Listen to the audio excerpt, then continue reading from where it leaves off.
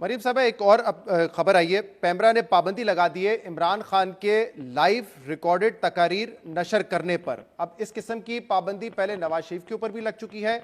عمران خان کے دور میں بہت سارے کیسز بنے ان کے مخالفین پہ، اب آپ لوگوں کی حکومت ہے، کیسز بن رہے ہیں عمران خان کی پارٹی اور ان کے لوگوں پر۔ تو اب اس پہ کمپیریزن یہ کیا جاتا ہے کہ اس وقت آپ کے ساتھ غلط ہو رہا تھا اور آپ لوگ وکٹم تھے، اس وقت پی ٹی آئی کی حکومت یہ کر رہی تھی، اب پی ٹی آئی وکٹم ہے اور آپ کی حکومت وہی کر رہی ہے، چاہے وہ اریسٹ ہو، سیڈیشن کے مقدمات ہو، غداری کے مقدمات ہو، یا پھر پیمرا پہ تقاریر کی پابندی ہو۔ تو بالکل کیا وہی رد عمل ہے؟ اسی میں ہماری سیاست گھومتی رہے گی کیا؟ دیکھیں، آپ کو تو بالکل انٹلیکچولی آنےسٹ ہونا چاہیے شہزاد۔ آپ کو بھی پتہ ہے آپ کیا بات کر رہے ہیں۔ نواز شریف کے کیسز میں پی ایم ایل این کے خلاف جو کیسز بنائے گئے، اب رانا ثناء اللہ کا کیس آپ اٹھا کے دیکھیں، میں نے اقامہ کے کیس کی تو ابھی آپ کے سامنے حقیقت کھول کے رکھ دی ہے، اپنی میں نے کھول کے رکھ دی ہے کہ جس میں مجھے آج اسلام آباد ہائی کورٹ نے باعزت بری کیا ہے۔ تو وہ جھوٹ جو بولے گئے تھے، جو میں 8-10 مہینے قید گزار کے آئی ہوں، وہ واپس کرے نا یہ سر۔ اور رانا ثناء اللہ کو ہیروئن کے مقدمے میں انہوں نے پکڑ لیا۔ ایسا کون سا مقدمہ ان کے اوپر قائم ہوا ہے؟ مجھے بتائیں نا، کیا فورن فنڈنگ اصل نہیں ہے؟ کیا توشہ خانہ کی چوری اصل نہیں ہے؟ کیا جو 190 ملین پاؤنڈ کا کیس ہے وہ اصل نہیں ہے؟ ہاں، بٹ ان کے رہنما کے اوپر غداری اور سیڈیشن کے مقدمات بھی ہو رہے ہیں، لیکن میں بھی اسپیسیفکلی پیمرا کے حوالے سے پوچھنا چاہ رہا ہوں۔ ابھی تک ان کو کسی نے نہیں پکڑا۔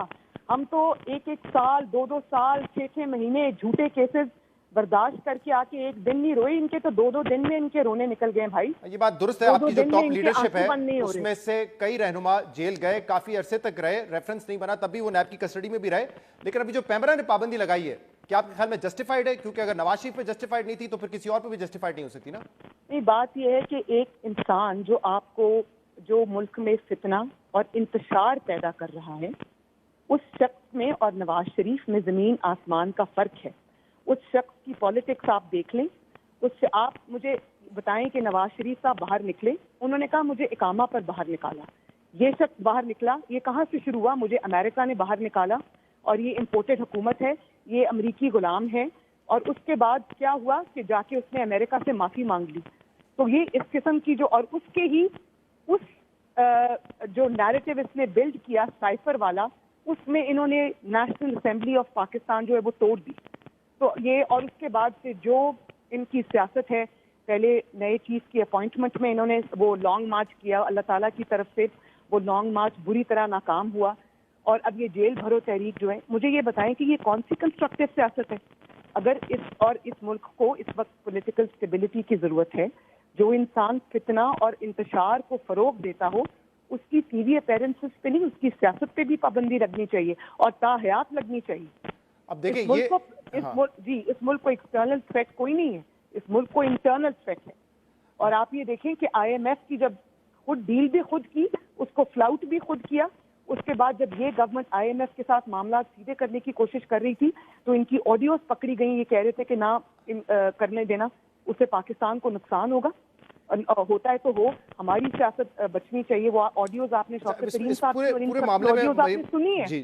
مریم صاحب، اس میں مسئلہ یہ ہے کہ کون سا دنیا کا شہزاد مہذب ملک ہے، کون سا دنیا کا مہذب ملک ہے جو کھلے عام اس چیز کی اجازت دیتا ہے کہ ایک شخص نے بندر کی طرح ہاتھ میں ماچس پکڑی اور وہ ہر چیز کو آگ لگانے پہ تلاؤ اور اسٹیج چپ کر کے اس کا تماشا دیکھ رہی ہو؟ مریم صاحب، اب دیکھیں اس میں مسئلہ یہ ہے کہ پاکستان کی سیاسی تاریخ اس سے بھری پڑی ہے، جس میں کوئی ملٹری ڈکٹیٹر آتا ہے تو وہ سیاسی پارٹیز کے خلاف یہی بیانیہ بناتا ہے کہ یہ ملک دشمن پارٹیز ہیں، یہ ملک کو تباہ کری ہیں، اس لیے ہم آئے ہیں۔ اور پھر وہ پیریڈ بھی ہم نے دیکھا جس میں تحریک انصاف نواز شریف کو مائنس کرنے کی کوشش کرتی رہی، اسٹیبلشمنٹ کی مدد سے نواز شریف مائنس ہوئے نہیں۔ اب آپ بھی یہی کہہ رہی ہیں کہ یہ فتنہ ہے، اس کو کچلنا ہے، اس کو سیاست سے آؤٹ کرنا ہے۔ آپ کو پتہ ہے کہ جب عوامی لیڈر کو عوام کی سپورٹ حاصل ہوتی ہے تو اس کو نہ اسٹیبلشمنٹ کچل سکی ہے، نہ کوئی سیاسی جماعت کچل سکی ہے۔ اس کو اگر آؤٹ ہونا ہے تو وہ الیکشن کے ذریعے ہونا ہے نا۔ بات 100% درست ہے۔ جب کوئی عوامی لیڈر ہوتا ہے تو اس کو اگر اسٹیبلشمنٹ مل کے باہر نکالتی ہے تو پھر اس کو ہرانے کے لیے تمام تر انتقامی حربوں کے باوجود آپ کو آر ٹی ایس بٹھانا پڑتا ہے۔ وہ عوامی لیڈر ہوتا ہے، وہ پھر بھی جیت جاتا ہے، آپ کو اس کو ہرانا پڑتا ہے فاؤل پلے کر کے۔ اور ایک لیڈر جو جنرل پاشا کی پیداوار ہے، جنرل ظہیر الاسلام کی پیداوار ہے، جس کو جنرل فیض حمید نے اپنے کندھوں پہ اٹھا کر اور اس کا ہاتھ پکڑ کر اس کو چلایا. وہ خود اعتراف کر چکا ہے اس بات کا کہ وہ میرا ہاتھ اور کان اور آنکھیں تھیں. تو ایسے بندے کو آپ عوامی لیڈر کیسے کہہ سکتے ہیں؟ اس کو تو لانے والے اور بنانے والے یہ ہیں. اور جب سے وہ بیساکھیاں اس کی گئی ہیں، جب سے وہ آنکھوں سے اندھا ہوا ہے اور کانوں سے بہرا ہوا ہے، تو آپ یہ دیکھ لیں کہ یہ روز ان کا کیا حال ہوا پڑا.